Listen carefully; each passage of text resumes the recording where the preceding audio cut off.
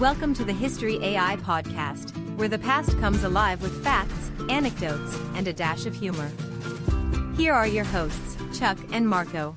Welcome back, history buffs, to the History AI podcast. I'm Chuck. And I'm Marco. Today, we're diving into one of the most pivotal battles of the Mexican-American War, the Battle of Buena Vista. Buena Vista, where General Zachary Taylor's much smaller force stood against the mighty Mexican army under General Antonio López de Santa Anna.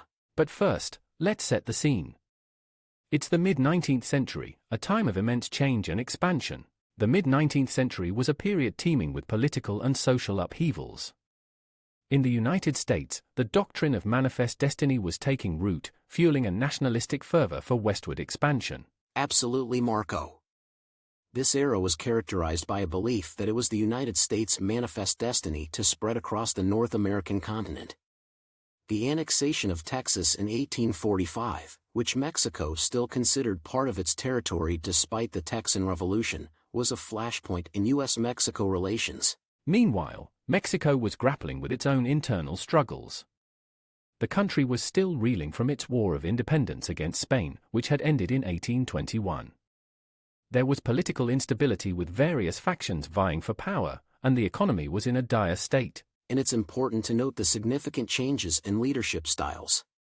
In the U.S., President James K. Polk represented the new American expansionist vision. He was a firm believer in manifest destiny and was determined to secure American claims in the Oregon Territory and Texas. On the Mexican front, General Antonio López de Santa Anna, a complex and often controversial figure, dominated the political and military scene. His return to power in 1846 was a critical moment, as he promised to defend the nation against U.S. aggression. The stage was set for conflict in a world where colonial powers were redefining borders and new nations like the U.S. were emerging as aggressive expansionists. The dispute over Texas and the coveted territories of California and New Mexico brought these two nations to a collision course. And amidst all this, there were significant technological and tactical changes in warfare. The Mexican-American War was one of the first U.S. conflicts where the telegraph played a limited role in communication. This era was indeed a turning point in the history of the Americas. The ambitions, the ideologies, and the very identity of nations like the U.S. and Mexico were being forged in the fires of conflicts such as the Battle of Buena Vista. Let's delve into the key figures and forces of this battle. Starting with the United States, General Zachary Taylor, nicknamed Old Rough and Ready, was the man at the helm. A seasoned military leader, Taylor was known for his straightforward, no-nonsense approach and his ability to inspire his men. Taylor's leadership style was marked by a blend of modesty and toughness. He often shared hardships with his troops, which earned him their respect and loyalty. This was crucial in a battle where morale could make or break the outcome. His forces consisted of a mix of regular army soldiers and volunteers. These volunteers were a diverse group, including frontiersmen, adventurers, and others drawn by a sense of patriotism or the allure of adventure. This mix brought varied skill sets, but also challenges in terms of discipline and cohesion. Now, let's look at the Mexican side. General Antonio López de Santa Anna was a figure larger than life. Charismatic, politically savvy, and highly ambitious, he had a checkered career, having served as Mexico's president multiple times and led its forces in various conflicts. Santa Anna's return to power just before the outbreak of the Mexican-American War was seen as a rallying point for Mexico.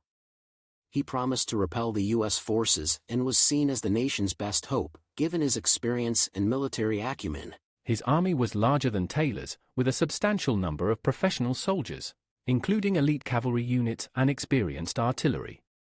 However, the Mexican army also had its fair share of challenges.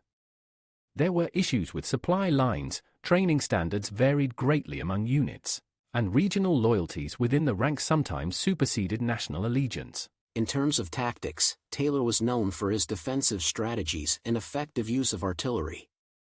He was adept at choosing strong defensive positions and using the terrain to his advantage. On the other hand, Santa Anna was often more aggressive in his approach. He had a penchant for bold, sometimes risky maneuvers, which in the past had brought him both stunning victories and crushing defeats. The composition and leadership of these forces set the stage for a battle that was as much about strategy and tactics as it was about the resolve and resilience of the men fighting it. The contrasting styles of Taylor and Santa Anna, the professional soldiers and the volunteers, all played crucial roles in the unfolding of the Battle of Buena Vista. The Battle of Buena Vista, also known as La Batalla de la Angostura in Mexico, unfolded over the 22nd and 23rd of February, 1847. But let's rewind a bit to understand how these 2 days were set up. Leading up to February, General Zachary Taylor had been advancing into northern Mexico. Following the capture of Monterrey in late 1846, he established a defensive position at Agua Nueva south of Saltillo. But, upon learning of Santa Anna's approach with a larger force, Taylor retreated to a more defensible position near Buena Vista, a village situated in a mountain pass. On February 22, the first day of the battle, Santa Anna's forces caught up with Taylor's army.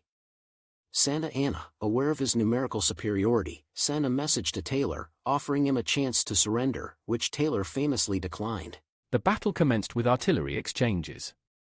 The Mexican army, utilizing their superior numbers, attempted to outflank the U.S. positions. The U.S. forces, though outnumbered, held their ground, making effective use of the terrain and their artillery. On the 23rd, the conflict intensified. Santa Anna launched a series of assaults to break the American lines. One of the critical moments came when a brigade of Indiana volunteers, crucial to the American right flank, retreated in disorder. This created a temporary crisis for Taylor's forces. But the gap was quickly filled by the Mississippi Rifles, led by Jefferson Davis, and a counterattack was mounted. The U.S. troops managed to repel the Mexican assaults and maintain their line. Amidst the chaos, one of Santa Anna's key generals, Manuel Lombardini, managed to break through the American left flank. However, due to a lack of reinforcements and miscommunications, the advantage was not fully exploited. As the day progressed, both sides suffered heavy casualties. Santa Anna, realizing the cost of the battle and the difficulty of dislodging Taylor's forces, decided to withdraw. He left the field on the evening of the 23rd, effectively ending the battle. The aftermath saw Taylor's army holding the field, but both sides claimed victory. Santa Anna's retreat was a tactical win for the U.S., but the Mexican army was not decisively defeated and remained a potent threat. The Battle of Buena Vista was marked by these moments of intense combat, strategic maneuvering, and individual acts of bravery. It demonstrated the effectiveness of well-positioned artillery, the impact of new weapon technologies, and the crucial role of leadership and morale in the heat of battle. The Battle of Buena Vista, while not conclusive in a strategic sense, became a symbol of American resilience and was celebrated in the U.S.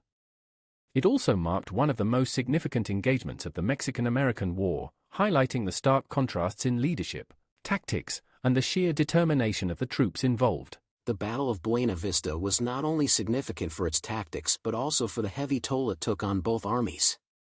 The casualties were substantial and tell a story of the battle's intensity and the ferocity of the engagements. On the American side, out of approximately 5,000 engaged, they suffered around 700 casualties, including killed, wounded, and missing. This number represented a significant portion of General Taylor's force, which was already outnumbered from the start. The Mexican casualties were even more severe. Of Santa Anna's approximately 15,000 troops, estimates suggest they suffered around 1,500 casualties. This higher number reflects both the larger size of the Mexican force and the aggressive nature of their assaults. The tactical aspects of this battle were fascinating. Taylor's strategy was primarily defensive.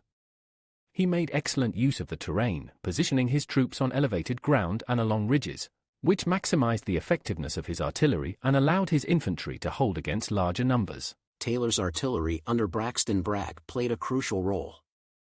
His batteries were effectively used, not just in repelling assaults but also in breaking up Mexican troop formations before they could fully engage.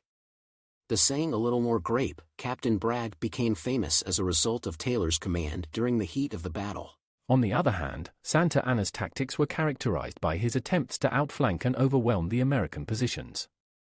He aimed to leverage his numerical superiority but faced challenges due to the rough terrain and strong defensive positions of the U.S. forces. Santa Anna also employed cavalry charges, which were a traditional strength of the Mexican army. However, the effectiveness of these charges was limited by the terrain and the disciplined fire of American infantry and artillery. Another tactical element was the use of light infantry by the U.S. forces. Units like the Mississippi Rifles, equipped with more accurate weapons and trained in marksmanship, were crucial in countering the Mexican flanking movements and providing effective counterfire against Mexican assaults. This battle also highlighted the impact of morale and leadership. Taylor's leadership style, which fostered loyalty and morale among his troops, was a key factor in their ability to hold their ground despite being outnumbered. In summary, the Battle of Buena Vista was a complex interplay of tactical decisions, leadership, terrain, and the courage of the soldiers on both sides. The casualties reflect the battle's ferocity, while the tactics used had significant implications for the outcome of this critical engagement in the Mexican-American War. The Battle of Buena Vista holds a significant place in the annals of military history, particularly in the context of the Mexican-American War. Its importance and impact extend beyond the immediate tactical outcomes. First, let's consider the morale and political implications. The battle was a major morale booster for the United States. Despite being outnumbered, Taylor's forces held their ground against a larger, well-equipped Mexican army. This victory was a testament to the effectiveness of U.S. military leadership and the fighting capability of its soldiers. For General Zachary Taylor, the battle elevated his status as a national hero. His success at Buena Vista, combined with earlier victories, solidified his reputation as a competent and brave leader. This acclaim eventually paved his way to the presidency of the United States. On the Mexican side, the battle had a more nuanced impact. While Santa Anna's retreat was seen as a tactical failure, he managed to preserve much of his army for future engagements. However, the loss did weaken his political standing and morale within the Mexican military. The battle also had strategic implications. It demonstrated the difficulties the Mexican army faced in combating a well-entrenched and disciplined opponent, even when holding numerical superiority. This outcome had a demoralizing effect on the Mexican side and led to a re-evaluation of their military strategies. In terms of broader military tactics and technology, Buena Vista was indicative of a shift in warfare.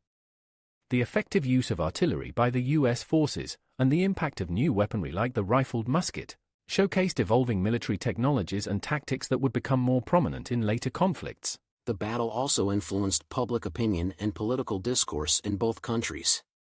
In the U.S., it fueled nationalistic pride and support for the war, while in Mexico, it contributed to the growing dissent and criticism of the war effort and Santa Anna's leadership.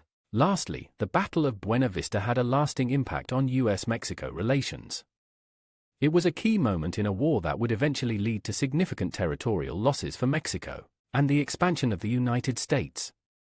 The consequences of this battle, and the war as a whole, reshaped the political and geographical landscape of North America. In summary, the importance and impact of the Battle of Buena Vista are multifaceted, influencing military tactics, national politics, public sentiment, and the course of American expansion.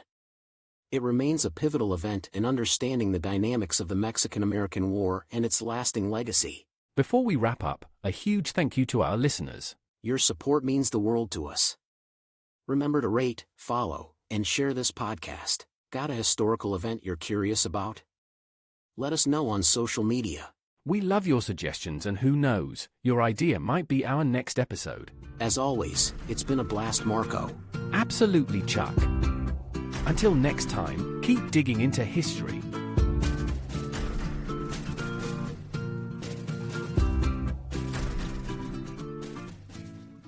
From the mind behind the History AI podcast comes an electrifying journey into the past. A ripple through time, Franklin's Folly. Dive into a tale where Benjamin Franklin, America's beloved inventor, takes an unexpected journey through time. But with his leap, he unleashes a powerful ripple. Now, with dark forces lurking in the shadows, harnessing this energy to shatter and enslave the world, it's a race against time. Will Franklin fix the future? Or will history rewrite itself? Uncover the secrets. A ripple through time, Franklin's Folly.